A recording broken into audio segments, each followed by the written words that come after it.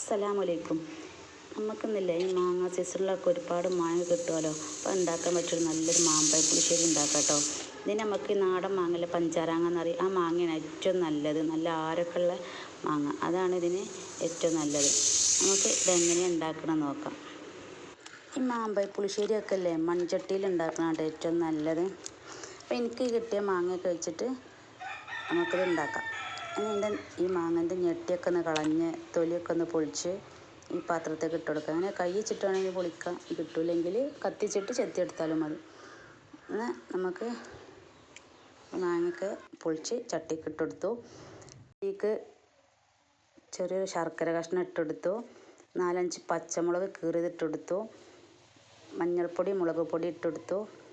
ഒരല്ലി കറിവേപ്പില ഊരിയിട്ടെടുത്തു. ആവശ്യത്തിനുള്ള വെള്ളം ഒഴിച്ചെടുത്ത് വേവിക്കാണ്ട് വെക്കുക. അത് നന്നായിട്ട് വേവണിട്ട് വെന്തതിൻ്റെ പഴുപ്പൊക്കെ അങ്ങനെ പിന്നെ വെള്ളമൊക്കെ ആയിട്ട് ഇങ്ങോട്ട് യോജിക്കണം.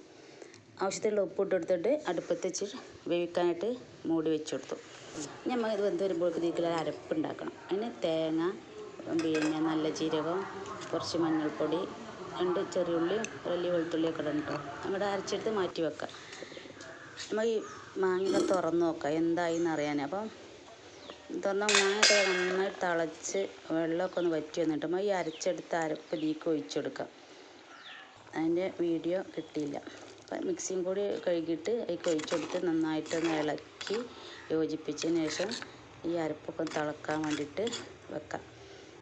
നമുക്ക് അതേ മിക്സി തന്നെ ഇതിലേക്ക് ആവശ്യമുള്ള തൈര് ഒന്ന് അടിച്ചെടുത്ത് കൊണ്ട് കേട്ടോ. ഈ അരപ്പൊക്കെ ഒന്ന് തിളച്ചേക്ക് നമുക്ക് ഈ തൈരൊന്ന് ഒഴിച്ചെടുക്കാം. തൈര് ഒഴിച്ചാൽ പിന്നെ അധികം തിളപ്പിക്കരുത്, ഒന്ന് ചൂടായി മാത്രം മതി. എന്നിട്ട് നമുക്ക് അടുപ്പത്ത് നിന്ന് എടുത്ത് വെക്കാം. നമുക്കിത് വറവിട്ട് കൊടുക്കണം.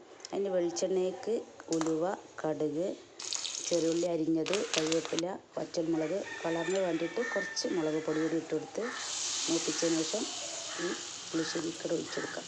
കണ്ടില്ലേ, വളരെ എളുപ്പത്തിൽ ഉണ്ടാക്കാൻ പറ്റിയൊരു മാമ്പഴ പുളിശ്ശേരിയാണ് കേട്ടോ. നല്ല കളർഫുള്ളാണ്. അതുപോലെ തന്നെ ഇത് കഴിക്കാൻ നല്ല സ്വാദാണ്. മാങ്ങ സീസണിലൊക്കെ മസ്റ്റായിട്ട് എല്ലാവരും ട്രൈ ചെയ്ത് നോക്കാം കേട്ടോ. എന്നിട്ട് അഭിപ്രായമൊക്കെ ഒന്ന് പറയണം. അതുപോലെ സപ്പോർട്ട് ചെയ്യാത്തവർക്ക് സപ്പോർട്ട് ചെയ്യും വേണം കേട്ടോ.